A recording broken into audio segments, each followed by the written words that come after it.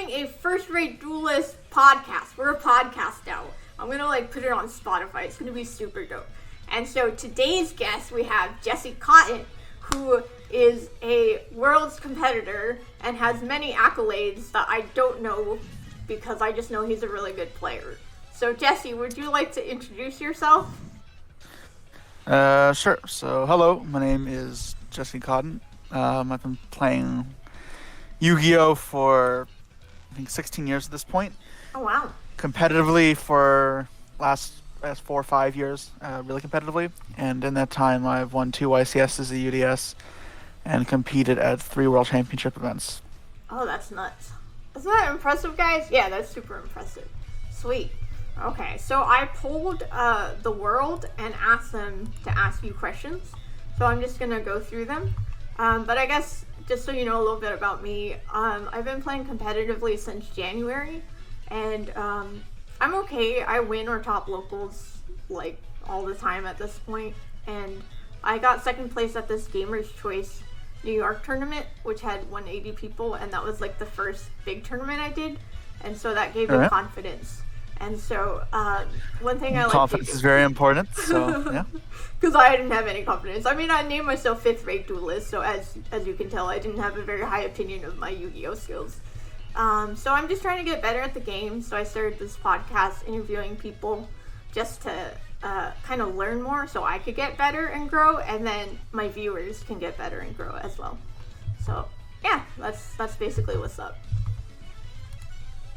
Okay, so first question is, how do you feel about the World's Points Bro meme?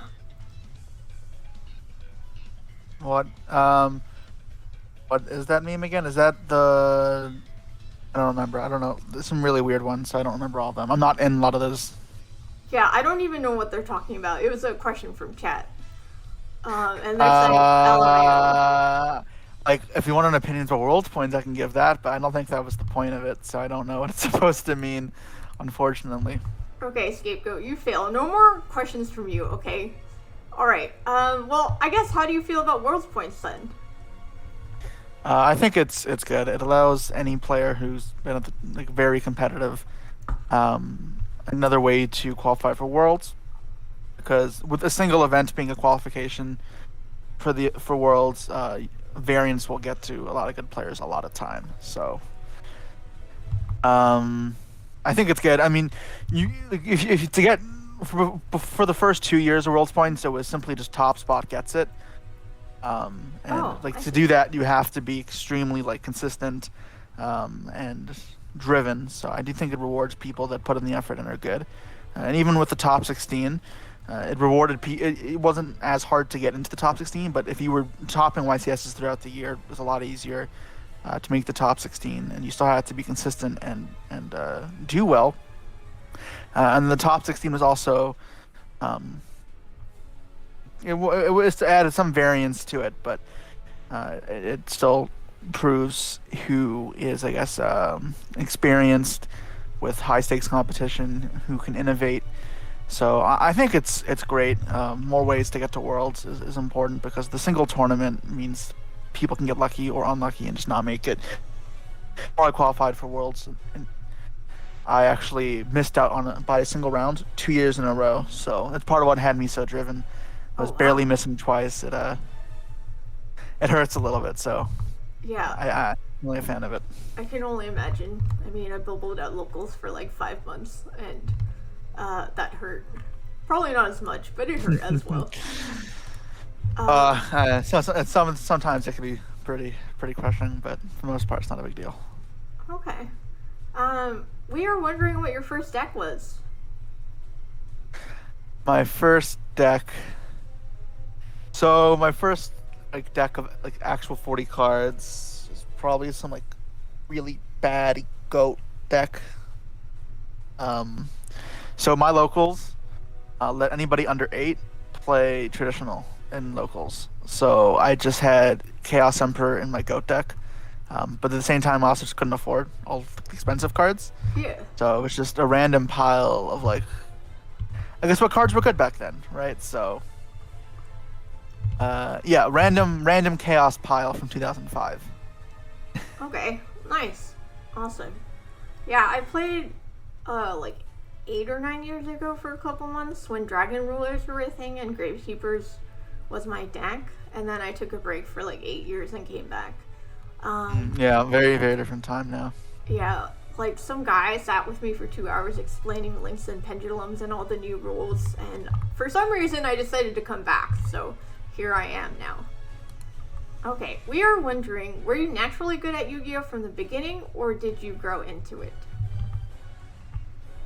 So it's a little hard for me to answer these questions because I have been playing for so long. I don't have, obviously don't remember everything when I was like 5 because that's when I started playing. Okay.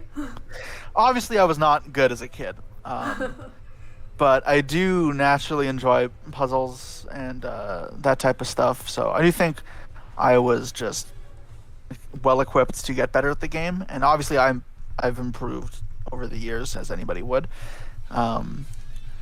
I think I was pretty good from a younger age, and I was pretty solid. But yeah, obviously was at the right beginning. I was obviously terrible. Yeah, yeah. I imagine children have trouble playing a children's card game called Yu-Gi-Oh for sure. But yeah, let's see. So, what is the best piece of Yu-Gi-Oh advice you've gotten or given? Best piece of Yu-Gi-Oh advice. I've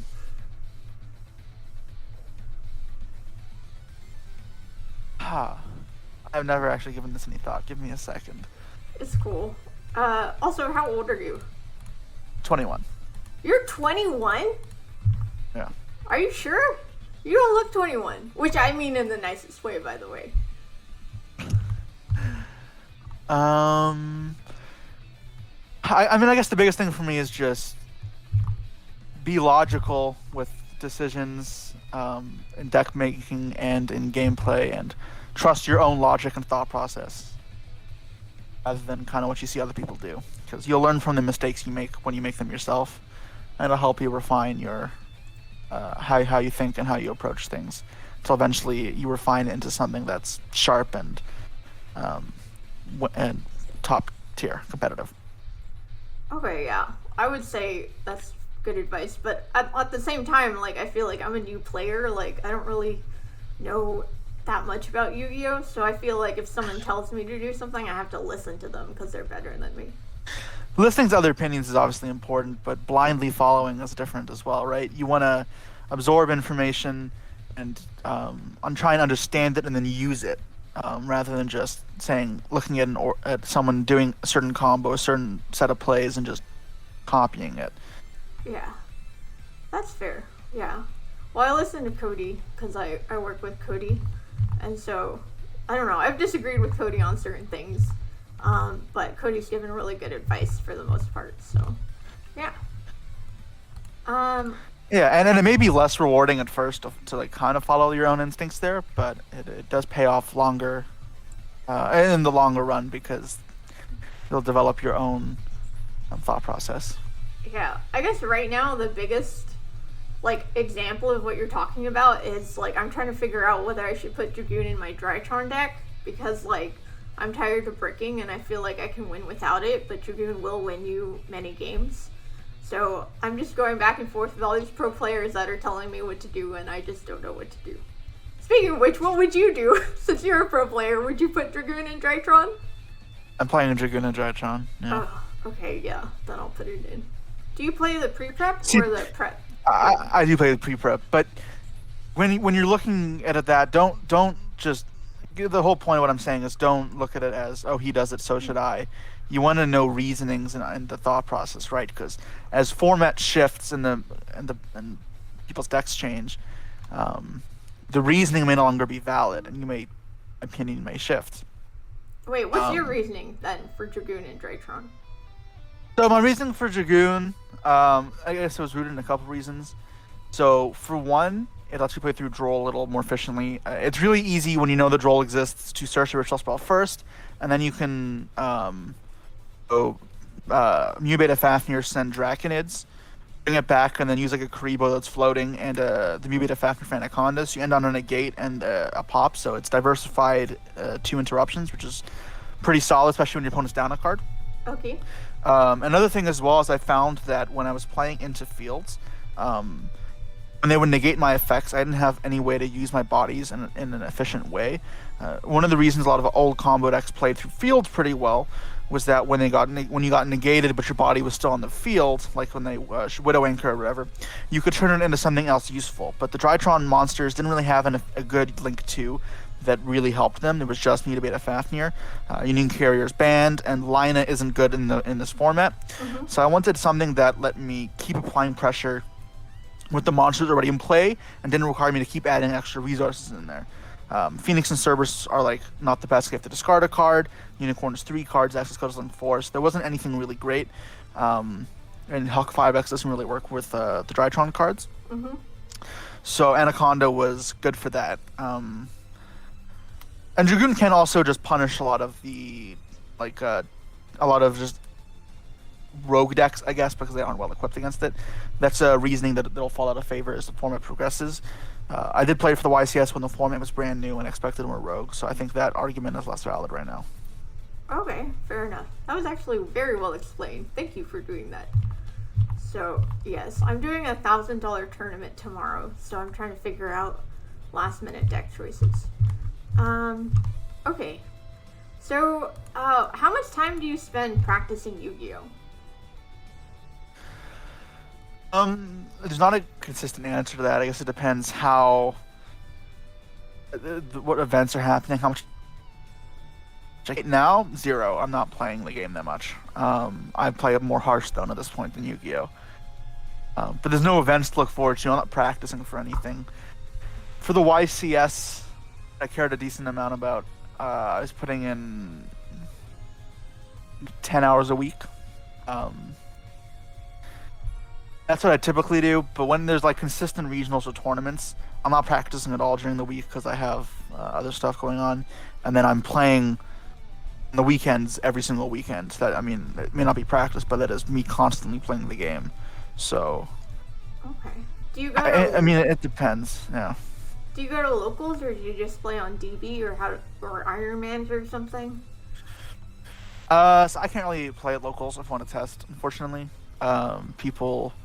Well, if I do play anything at locals, it'll often be or in theory would be to field test an idea, but the second I do that, it would just like spread across the internet and you'll lose any advantage I have. Oh. So I can't do that. When I go to locals, it's just because if I do have any spare time, but it's not often. No, not really locals. For DB, yeah, it'll be with a couple people that I trust. Honestly, I don't actually play that much. Mostly just be talking through ideas. I can just theory, I guess, theorize, opening hands, playing into fields, and I don't like sitting there mindlessly playing games for no stakes. So I have my other friends often field test the ideas more against each other because I can't really stand it. Weirdly. I see. Yeah, that's like the secret. You come up with the ideas and make other people test for you. That's great. Like, this is bad. So recently, I'm one of the owners of Duelist Academy Patreon, where we coach people. We also provide content. And one of the things we posted was like 20 hours of just raw footage of like a couple of us testing for the YCS. And you can kind of see, I'm like talking when it comes to theory parts, but when they start playing, I zone out and do other stuff until they ask me to come help with a play or whatever. Oh. It's bad. I'll just play Hearthstone or I'll start working. Oh, I see. Yeah. I was going to say something, but I forgot. Yeah, I think Cody does that too. Cody says he just thinks about the game and comes up with ideas and has other people do the testing. So, yeah. I remember what I was gonna say. Yeah, like, locals is dope for, like, the hang, but, like, I feel like I'm not being challenged. Like, I shouldn't be winning or topping every locals I go to. Like, doesn't make sense. I'm a new player, so it just means that I'm not being challenged enough, and I feel like I'm not really growing. So I gotta figure out a way to, like, find better people to play against. Do you have any suggestions for that? I think you're doing a good job right now, expanding your circles, and you're finding people to talk to. Sometimes it doesn't even have to be just playing against them, but absorbing insight from other people is useful. COVID definitely makes it harder. You can't travel if that was an option. Yeah. Yeah, I mean, for me going to locals, I do go pretty often, but it's not to play. Like, I literally go. I'm friends with the owners. A couple other friends meet up after the store closes, and we play Cube or other board games. It's hanging out. It's not for testing. Oh, I see. Interesting. Someone had a question about, like, how do you find those obscure tech options? Because I guess you're kind of known for that, which is why you wouldn't want, like, everyone to know about it. So how do you figure that stuff out? Well, so I've been playing for a long time, so I know a lot of cards, and I've also have a really good memory, so I'm kind of blessed with that. But general thought process is looking at what decks do what certain decks do very well and are very weak too, and then play off their weakness and strength. Look for cards. If there's a certain card that did this, that would win me the game. Like if I'm looking against Card Brigade, say, okay, this deck doesn't have any backrow removal in its engine. Mystic Mine might be very useful. Obviously, that's not very helpful. It's a pretty obvious card, but these are the thought processes I go through to try to find weaknesses or strengths and run with it there. Not really an easy answer, right? Oftentimes it involves me scrolling through database of cards to jog my memory if I can find anything. Oh, I see. Yeah, I mean, I'm still arguing that Mystical Ref Panel is a good card, but no one agrees with me. Card is very interesting. It's not good anymore. No, it hasn't been good for a while. Yeah, but it's such a cool effect. Like, you pay the That's funny. cost, Is that a card? I get the benefit. Is that something you picked up from playing Dragon Ruler or playing in that format? Because that was kind of popular back then. Yeah, like, because I had the card and everyone wanted it, but it was an anime card, so I didn't want to give it away. And then I've just been thinking about it for like 8 years. Like, every time, like, everyone has draw power, everyone has a pot. You pay the cost, I reap the benefit. Just seems stupid. Yeah, so I mean the main issue with Ref Panel now is it's a card that requires you to go first for it to be effective, which is already kind of not something you want to be doing unless it's an extremely potent card. Then you ask yourself, okay, does it help you achieve your own game plan? Not really. It's not helping you a combo in most cases. Yeah. So it's being used for a defensive tool, but defensively, it's a negate on a draw card typically, which is like fine, but it's not. And compared to what it could be, it's not the best. It's not Imperial Order or Artifact Sanctum or Anti-Spell, which can theoretically win the game by themselves. Yeah. So it kind of lacks there. Where it would see use again is if the format slows down, and both players are getting a chance to set cards without being overly aggressive. But draw power is also very important in that type of meta. That would be good. Or if there was just any type of effect you could use, and you can then reverse and inflict on your opponent. For example, something that I thought about that was cool, but not actually good. In 2014, when people were playing Sylvans, they had a card called Sylvan Charity that says you draw 3 and you put 2 cards on top of your deck in any order. At least one of them has to be a Sylvan card. So obviously it's a very good card, but if you're playing the Sylvan deck and your opponent's not, you can ref panel your own Sylvan Charity. And because they don't have a Sylvan to put back, it says they have to put their entire hand back in their deck. So it pretty much was a 2-card combo that took everything away. So if that's another scenario where maybe that card is good, you can set up some instant win conditions there. Oh man. Right now, I think it's lacking. Yeah. Okay, well, it was worth a shot. I'll still be advocating for it. Someday it will come back. But well, sure, it's a card I can definitely think it's unique enough that one day it could be relevant. There are so many cards like that, but right now it's not its time. Okay. What is the best deck? Right now? Or Yes, right now. Drytron. Yes! Thank you. Thank you very much. Sorry, it's like my favorite deck. Whenever I heard that someone won with it, I was just so happy. I just love that deck. Like for me, like I was like before Drytron I played Invoke Shaddolls because it was like simple and easy. And like I never thought that I could do a combo deck because I felt like I wasn't really good enough, but Cody actually encouraged me to try it because I said I really liked Drytron. And it's actually like a really big accomplishment for me that I was able to learn it well enough to do well in tournaments. And so yeah, I just really like the deck. I feel like every time I play it, I learn something new. Also, Billy Break wants me to ask you about your feature match with Jimmy. Billy, screw you, Billy. So this is one of the like I don't get affected by matches that much. That one was really, really rough for me. That was a top 8 at nationals What happened? feature match. We swapped decks mid match Why? somehow. Both didn't because they make you re-sleeve them in the same sleeves. Top Oh. cut. And we're both playing Burning Abyss. Oh my And we're god. and we're playing for the world spot. So I remember confusing me so much. Then I made a mistake and lost game 3. It was just so rough. Oh man. I got 7th in at that nationals, and top 6 goes to worlds. So Oh. that was 2016. That one was very crushing for me. It's one of the few times that it like definitely stung. Oh man. Uh. I'm sorry. That sounds really difficult.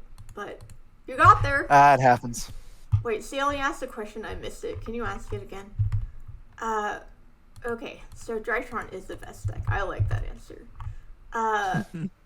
Okay. What's your favorite card? Favorite card is Blue Eye Shining Dragon. Favorite Hey. like playable card is Fairy Tail Snow. Fairy Tail Snow, is that banned? It is banned. Yeah. Is that the one that like you banish 7 to summon it or something like that? No. Oh, okay. It's just a very versatile card, and had a lot of fun using it. I played it on a lot of decks.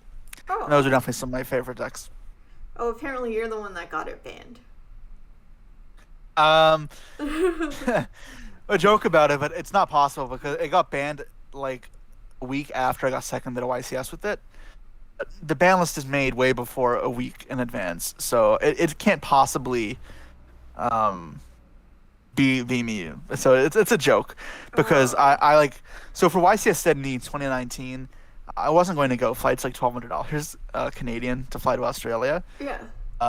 But I was doing Worlds Grind, and I played a back-to-back regional, so Saturday, Sunday, Wisconsin. Oh no, it was like Louisville and Chicago, I think. And I won. I went like 15-1 at the 2 regionals with this random Thunder deck I threw together last minute. There was only just fun cards. There were no hand traps, which is cards I found fun because I was bored. Okay. And it involved like Grinder Golem and Brilliant Fusion and Glow Up Bulb and Brionic and Mare and Snow, which is a random pile. And it did really well. And I'm like, oh my god, like do I just fly to Sydney, play this event? And then I did, and I went undefeated the entire tournament up until the finals. Oh wow. So then like a week later, like 8 cards on my deck got banned. So people were joking that it was my fault, but obviously Oh. not possible. Yeah. I see. Imagine having that much power. What if I broke Mystical Ref Panel and I was the reason that got it banned? That would be so funny. I would never stop talking about it. I'd probably quit Yu-Gi-Oh because it's like, oh, I can't get higher than this. Oh man. I'm supposed to ask you why your eBay shop is called Pro Potato. Okay, so it's like 6 years ago. I was still up and coming in the Toronto scene. Like I was relatively well known amongst Toronto, but nowhere else. So someone photoshopped my face onto a potato, Okay. and kind of like went viral within the community. So I can take that stuff pretty well. So I went along with it, and I call myself Pro Potato. And at 3 separate YCSs, I've just worn a potato costume. So and a couple of regionals, like just full on potato suit. So Oh my god, that's so funny. That's I ran so with it. silly. Yeah, like I have a registered business named Pro Potato Cards. And I'm very happy about it. That's awesome. Yeah, I totally want to cosplay at my first YCS. Just go as like Bandit Keith or something like that. So yeah. How do you analyze your replays to improve your technical play? How I analyze it? I mean, I don't really know how to comment on that. Yeah, me either, honestly.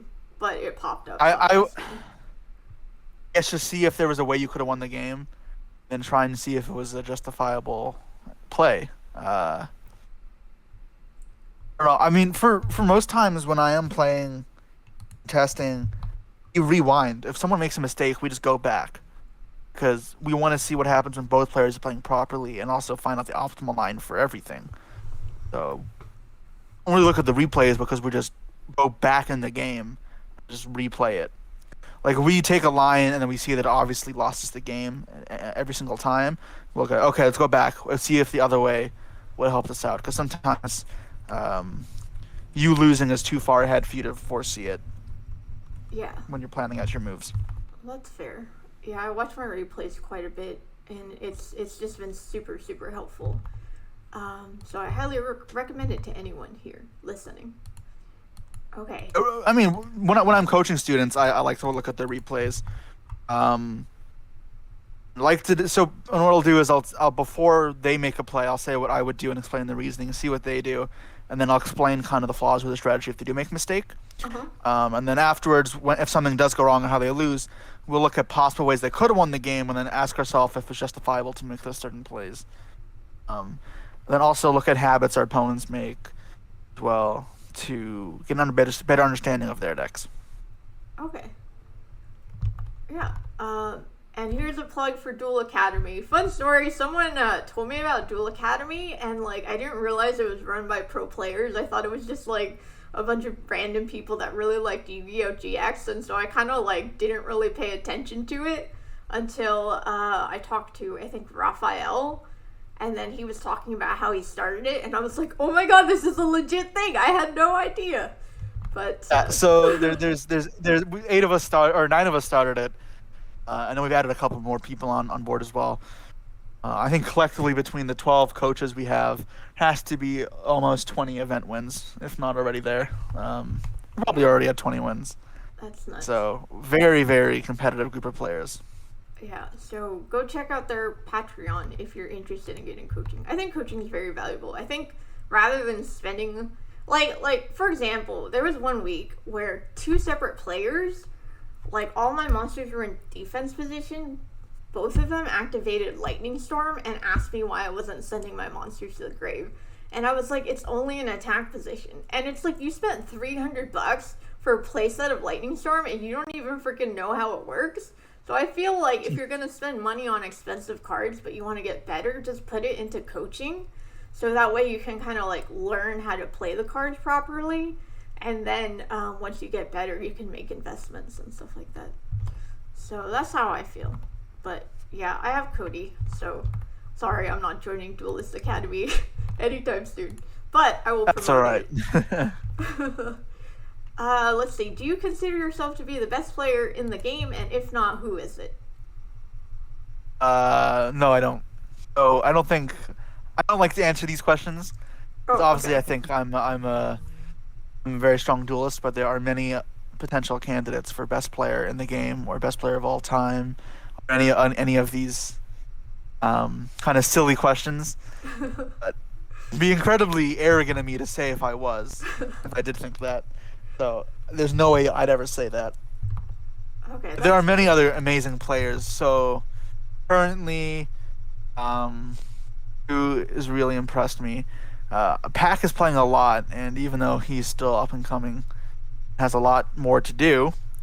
Yeah. The amount of time he puts into the game and commitment he has, and his thought process is very, very strong. So I think he will continue to get better. If you want to talk about the best players of all time, there are I think a website called Card Sports League. It'll show you rankings of players with the most credentials, and then that'll give you plenty of good candidates. Okay. Yeah, I don't know. I don't like discussing that question though. It's pretty weird. Okay, we'll move on. Okay, so someone in chat wants me to ask you about your expectations for post BODE format. I kind of forgot. You told me what that was, but I don't remember. Burst of Destiny. Yeah. So. Yes. It's pretty hard for me to be motivated when there's no events to look forward to. So I can't provide you with this amazing foresight. For one, we don't know what the last 20 cards in the set are. We don't know if there'll be a ban list. So it's a little hard to really know. And I played Sword Soul for the first time yesterday. 3 games, it'll probably be the best deck. And I'm not sure how dominant it'll be though, because I haven't given as much thought into it. Partially because there's no reason to. They announced the YCS with Burst of Destiny legal. With a month leeway, I would start practicing then and getting adjusted to it, because there's just more useful ways for me to use my time than theorize about something that's inconsequential to me. I see. Yeah, that's fair. That makes a lot of sense. Yeah, I know you don't know the answer to this, but I'm gonna ask you anyway because Drytron is very near to my heart. But do you think it's gonna get hit in October? Absolutely. Oh God. Are they just gonna take Eva away or something, or will it be even worse? I mean, so I don't know what they'd hit, but I can only assume that every top deck has to get hits. Want to keep the game fresh, but also to keep their new product moving as well. So expect every top tier deck to get hit in some fashion, either consistency or power. It could be 10 being banned, probably should be. Oh man. But yeah, it could be other stuff as well. It could just be like randomly, as alpha to 1, just decrease consistency. But I doubt it. It's hard to say. Oh man. Yeah, I might cry when that happens. I might cry. But You'll find the new favorite deck. I don't know, Flunderies is cute, but I don't know, I pick decks because I like the pictures. I don't really think about it that hard. I'm just like, oh, I like this, so I'm gonna play it. And it just happened to be that Drytron's the best deck. But, I don't know, man. Let's see. Do you have any, like, pre-tournament or, like, duel ritual that you perform to kind of get into the mood of Yu-Gi-Oh? I try to base everything I do off of logic, or I try to be as logical as possible. So anything superstitious like that, I think is stupid. I mean, it's just the logical stuff, right? Try and get a good night's sleep, although I don't always do that. And try and make sure you have breakfast beforehand. Stay hydrated. Like actual, like, real advice, not some silly superstitious thing. Fair enough. So a lot of my viewers are actually like casuals, but they are interested in becoming more competitive. And so like I made like this series called Road to YCS, which just documents my journey going from casual to competitive. So I just wanted to ask you, do you have any sort of advice or know the best way to jump from casual to competitive? I mean, if you want to do it, you can, right? I mean, the biggest thing is just being driven to. If you don't want to be competitive, then it's not going to be easy for you. But even if you want to be competitive, you can make it happen, even if it takes time. I'd try be a little more outgoing and adventurous. Like, go to events you wouldn't go to. Try, like, even just traveling a bit. Even if it's a little lonely at first, like it is for everyone. You'll meet people. You'll create bonds. And you'll eventually form a circle of friends that you can travel to every event with, and it becomes more about traveling and being with people and the game, and not just about the game. So, and that's the biggest thing for me. And then at that point, it becomes a lot easier to be competitive. Okay, yeah. As for the money part, though, I guess that is the harder aspect. Yeah, I got lucky because I got a sponsor, so I don't really have to worry about that sort of thing as much. But I know for, like, me pre-sponsor, like, I had I call it affectionately my broke ass Shaddoll deck because I couldn't afford Dogmatica or, like, expensive cards. But, like, I don't know. I still learned a lot about the game and did okay, so, yeah. Alright, what is your long-term goal? For what? Life? I don't know. 1 for Yu-Gi-Oh! And then 2 for life. No, I can't imagine my life without Yu-Gi-Oh! I've been playing since I was 5, so yeah. Pretty much as long as I can remember, I've been playing this game. I if whether it's selling cards like I'm doing right now or keeping the competitive aspects, I would want to remain traveling. Traveling for Yu-Gi-Oh has been some of the most memorable, favorite memories I'll ever have. So I would even if I'm just not playing, but absolutely still fly to events in foreign countries. I would like to win worlds. I mean that's why I keep trying so hard and going back. But I mean, just do as much as I can, as best as I can, and keep playing the game and keep traveling. There's not really any specific goal. Okay.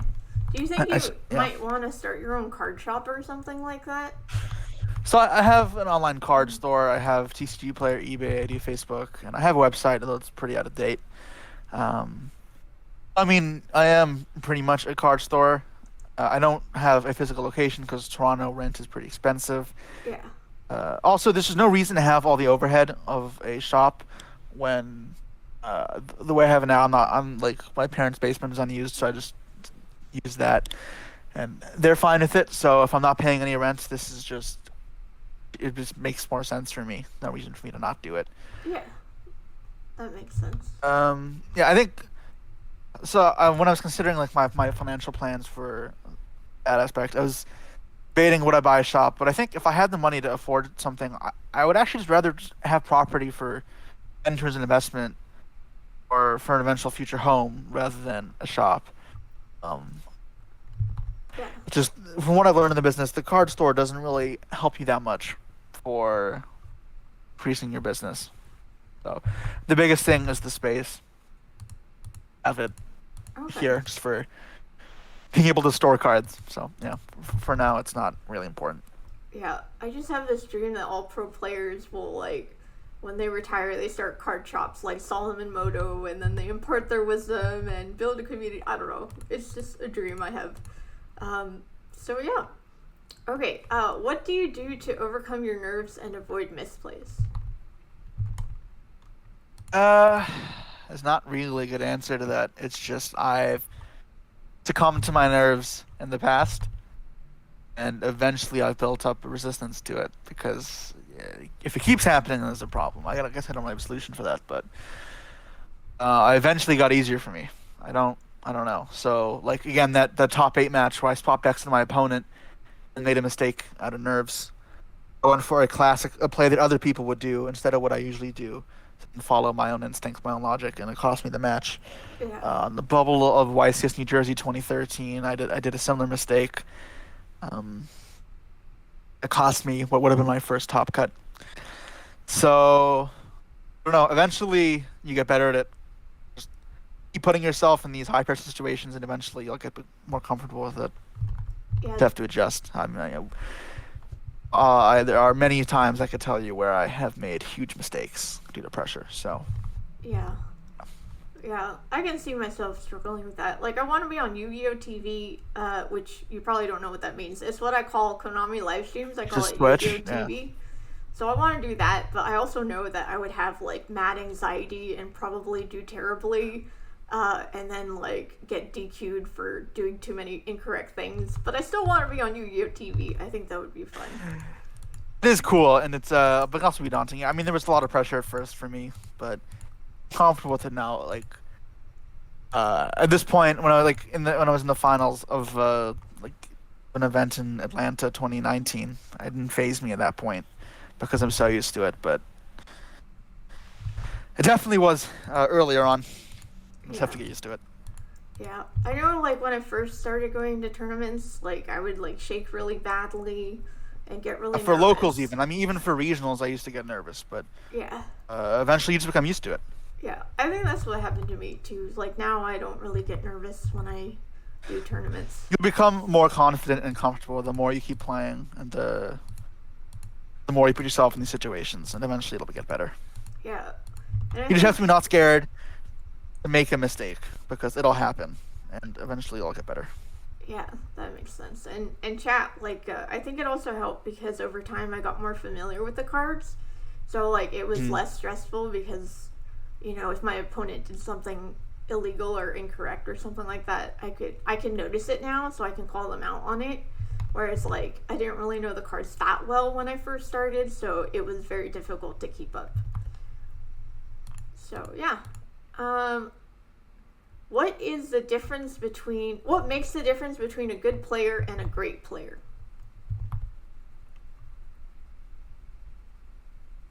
I mean, good and great are both kind of subjective, like metrics. So there's nothing really to base it off of.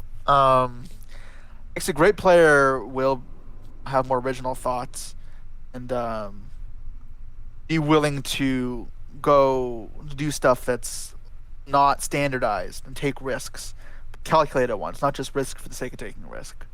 So play in a more obscure deck because they have confidence in it and they've thought through their decisions, and make plays that seem odd because it actually makes sense if you think it through in the time. Yeah, I guess that's it. Just being able to be more creative. Yeah. I really want to be good at this game. I feel like I'm on a good trajectory. Like, if I keep doing what I'm doing, I can get better. But I think that would be super sick to be, like, a third-rate duelist. Okay.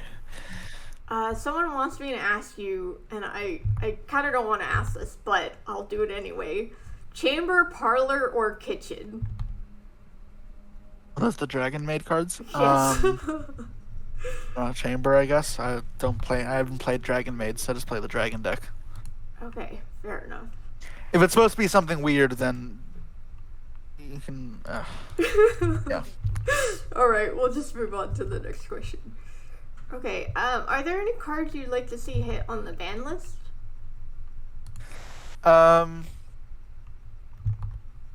So I think I'm not a big fan of one of cards that are not searchable. So one of cards that like Imperial Order or Call by the Grave, like it's hard to prepare for these type of cards in a tournament because they're so unlikely. They're not that likely for opponent to have them, so you can't prepare for them effectively. If you do, it'd be kind of playing against the odds.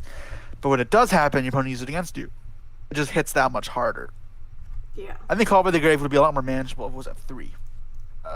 But 3 or 0 is my philosophy for a lot of those type of cards.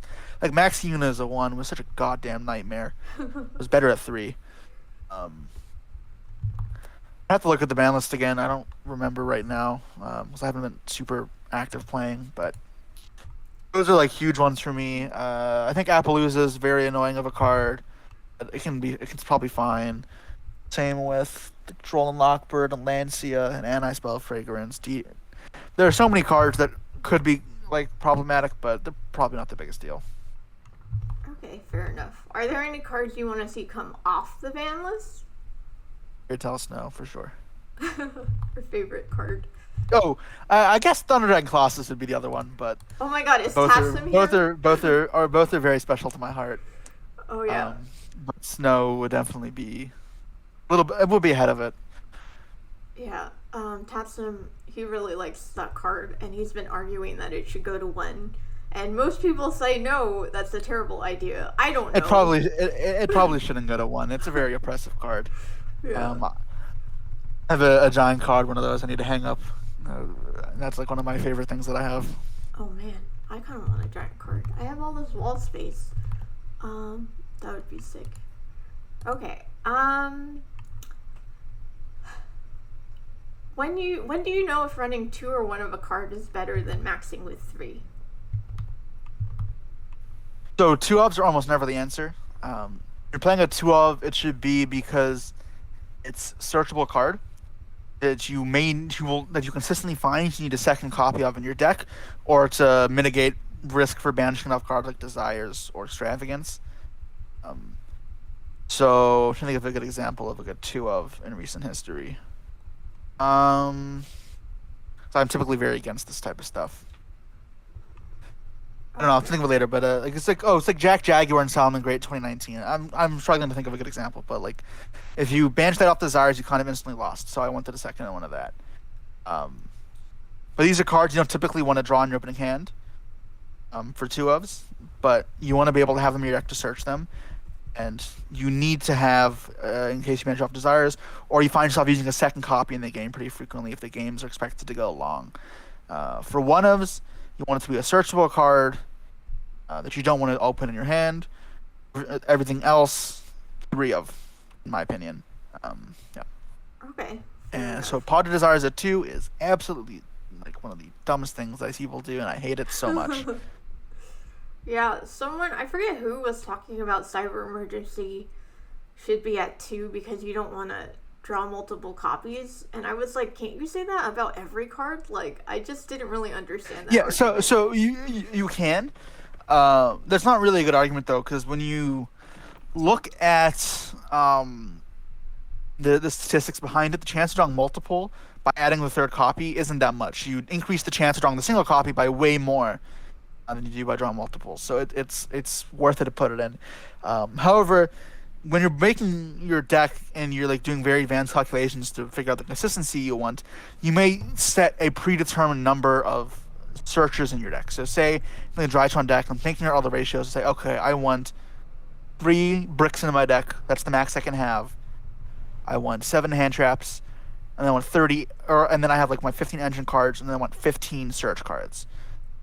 So then I could put 15 in, and if I still happen to have 2 leftover spots and not enough for 3 emergency, fine, because they all actually act as the same card, all the searchers, and my statistics showed to have 15. They showed I should have 15 in my deck, not 16.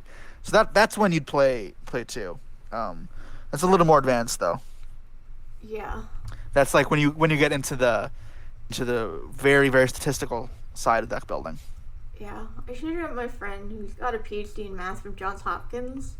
Like 8 years ago, I had him figure out whether like it's that big of a difference to have 42 cards in your deck versus 40, and it was really interesting. It's not.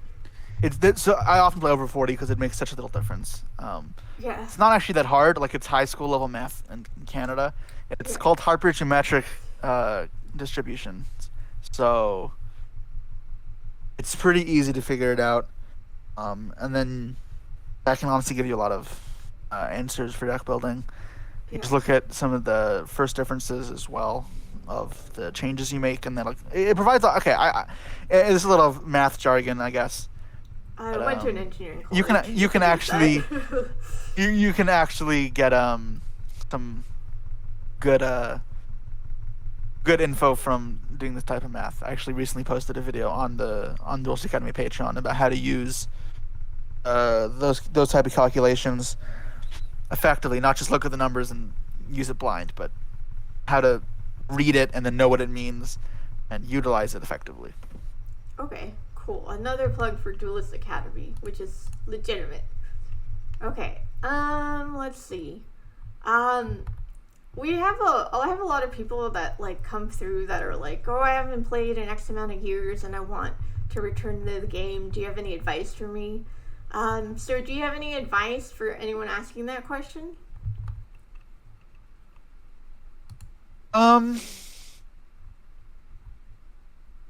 I've never been in that spot, so I don't know if I have. I don't have any first-hand experience other than be patient. It'll take a bit to relearn the game, I guess. Yeah, that's fair. Okay. Would you say there are cards or decks that are legitimately unfair? Yeah, of course. I mean, there are specific cards in a specific format which are very unfair. Is Drytron And some unfair? decks were just also really unfair. Well, Drytron was not even the worst defender, but it's pretty bad. Like pretty much all of 2018 was just a goddamn nightmare for Yu-Gi-Oh. It was FTK deck after FTK deck after FTK deck, and hand traps were not great. Your deck consistently played through hand traps. That was very not fun. Pendulum FTK, Oki was not an FTK, but it pretty much was. Danger FTK, not fun. XE has been oppressive at times. Dimensional Barrier has been oppressive at times. Remember Return from a Different Dimension is one of my most hated cards. Skill Drain, Vanny's Emptiness, both cards that I've hated in the past at certain points. There are a lot of cards that have been really oppressive at certain points of the game. Like Degen Release or Rituals, or that card was a goddamn nightmare as well. Okay. Have you ever experienced burnout?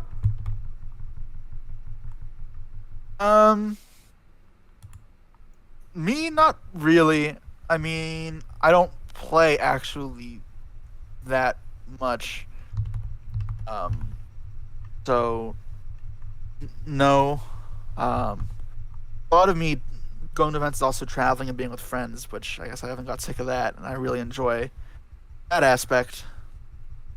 Um, I had burnout from regionals, I guess, but more so from like trying to find cheap ways to get to regionals and cheap hotels, and it involves me like just doing very, very like rough stuff. Like one regional I did was bus 12 hours to Philly, and busing was awful. Oh my And then god. I played the regional. Oh, it was an overnight bus. So I arrived at 8 a.m. I remember freshening up in the washroom with the regional. It was awful. So I obviously couldn't shower. Um, I played the regional, and afterwards I had a hotel room until 4 in the morning. The regional back then was all time rules. Ended at 2 a.m. So I had 2 hours. I didn't sleep. I took a half-hour nap and showered. I had to go to the airport, fly 4 a.m. to Chicago, and my friend picked me up and drove me to Wisconsin for regionals, and I just crashed in the car for like 2 hours. Oh man. Like that was just super rough, and then I had to bus back there, which is 16 hours, to just save as much money as possible. Because when you're going to that many regionals and flying that much, it's expensive. So I was saving wherever I could, and it just feel like crap after that because you're eating like awful food, you're not sleeping. Yeah, like, I don't think that was like burnout from the game. That's just burnout from travel, um, in such an uncomfortable fashion. Yeah. That only really happened with the World's Grind, before they changed the top 16. Because when it was only like the top one or top two, it was a lot more competitive, and you had to go to anything you could. Every single point mattered. Okay, I see. Yeah, that sounds like a lot for sure. I know I work full time, so I probably can't do that sort of thing, but I will try to go to whatever I can. Plus, I live like really close. Yeah, I mean, Yeah. I was in university at the time, Oh so it was wow. still really rough. Like I had to be back in class for Monday, so I'd have these overnight buses that arrive back. So yeah, that's the thing. I'd go from class Friday to the bus, and then come back, and immediately I'd get off the bus and go straight to school. So Oh my god. it was bad. Like it was really hard. Yeah. Um, that I don't miss. But when I was traveling with like YCSs, I would take actual time off and travel a little comfier. That wasn't as bad. Okay. Fair enough. Okay. So chat, are there any last minute questions? I guess the last question I really have for you is what's the biggest cost of being a true competitive player? Like besides like monetary reasons. Um, I mean the time, right? When you really want to be on top of the game, you have to be playing constantly, even if it's not practicing. Like when DB or locals, I was on top of the game. I was often playing regionals almost every weekend, and I was going to YCS twice a month.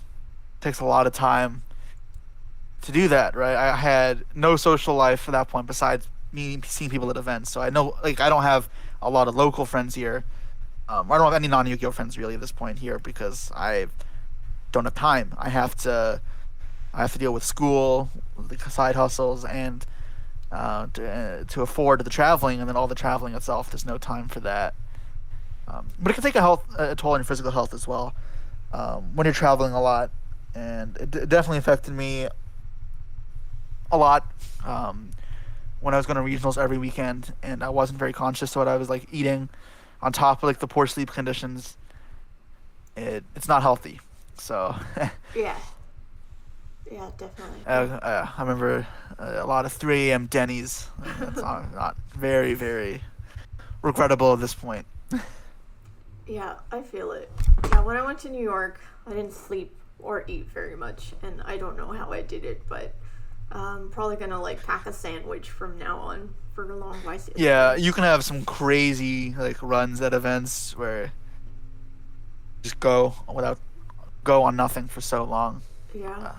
Before Top Cut, I was just downing bananas and energy bars that were in my backpack. just as fast as I could so I would have some sustenance. And I think in retrospect that was very unhealthy. So I'll have to figure something out. Bananas don't sound the worst. Bananas are dope, but like I've yeah, I'm not like when you don't have food, you have to go have convention center food, which is just these awful chicken fingers or whatever, and like they're not good for you, and they taste awful, so you just feel terrible, and they're $15, so. oh But I mean, you need energy. yeah, definitely. Yeah, it's that aspect is rough. Well, Yeah. At least the good thing about remote duels is I can just go eat pizza in between rounds. So I'll miss that, but yeah. Awesome. Alright, well, thank you. It'd be cool to duel you again in a couple months when I get better and have a different deck. for sure. So I'll hit you up. Thank you so much for your time. I really appreciate it. You're a very awesome, great guy, and I really appreciate it. So yeah. Problem. Thank you for having me, and hope you continue to get better and see success. Okay, thanks, Jesse. Bye.